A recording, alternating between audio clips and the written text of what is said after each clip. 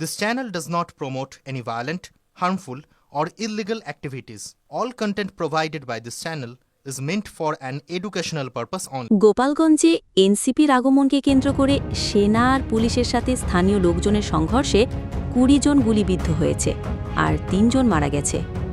এই ঘটনাটা গোপালগঞ্জ সদর উপজেলার উলপুর গ্রামে ঘটেছে। এনসিপির গোপালগঞ্জ সফরের লোকজনের মধ্যে চরম ক্ষোভ আর উত্তেজনা ছিল। সকালে পুলিশের গাড়িতে হামলা, ভাঙচুর আর আগুন দেওয়া হয়েছে।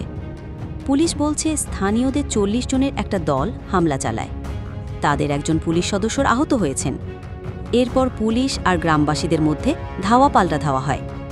গ্রামবাসীরা অভিযোগ করেছে পুলিশ তাদের উপর গুলি চালিয়েছে।